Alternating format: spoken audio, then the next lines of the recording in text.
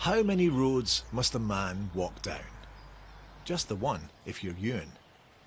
He's gone over the Sound of Raasay from Skye to see just how far a man will go to keep his community alive.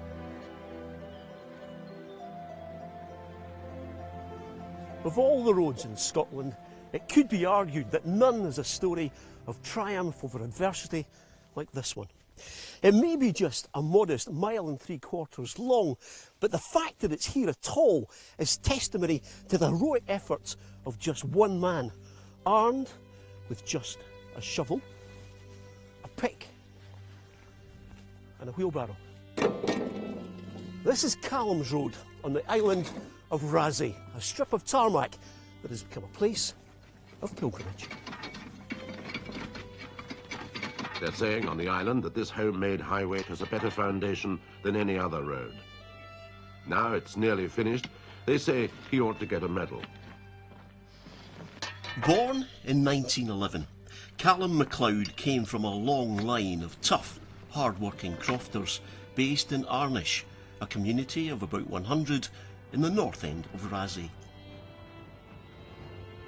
Like the rest of the Western Isles, Raasay was experiencing steady depopulation.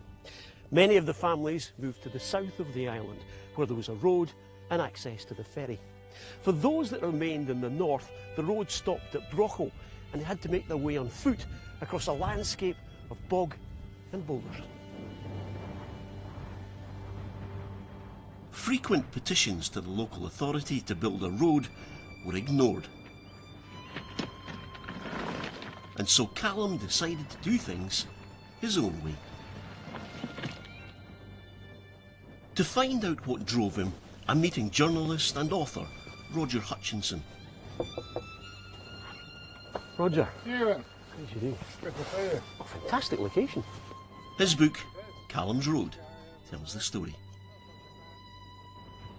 What kick-started Calum was probably that in the early 1960s, his daughter, Julie, went off to Pottery High School. The rest of the Raasay kids came back at weekends. Well, Julie, Calum's daughter, couldn't because there was no road. A combination of him needing to get his daughter back, long pent-up frustration with the general neglect of his community and the gradual depopulation of his community, so he said, I'll do it. All this has been done in between working his craft single-handed and serving as a relief lighthouse keeper on Rona. 60 now, Calum has the energy and determination of a man half his age. Calum bought himself a manual called Road Making and Maintenance, a practical treatise for engineers, surveyors and others. He began in 1964 and spent the next decade carefully constructing the 1.75 miles of road between Brochel Castle and Arnish. By 1973, Calum was inching ever closer to his goal. And I'll get it right through to my craft. Once I get the road shined here, you see, it'll be fit for my Land Rover to go through. So I'm within 400 yards of my house already. Once this diversion is joined up, the rest is plain sailing. Will there be a ceremony when you ride along it? Oh, well, very likely. I'll be running back and forth with the Land Rover the first couple of days non-stop. When Calum finished his road, it was good enough for his Land Rover, but he only drove it to the end and back. He never passed his driving test.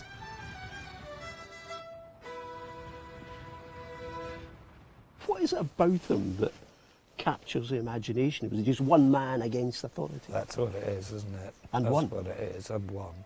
Not only one, but one on his own terms. It's just a sort of stubborn refusal to see his community disappear. And it didn't disappear. Thanks to his road, the small community of Arnish survived.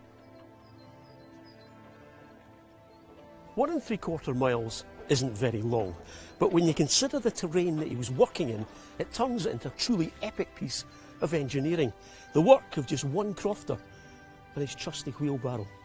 This road is a remarkable tribute to an amazing man, Calum MacLeod.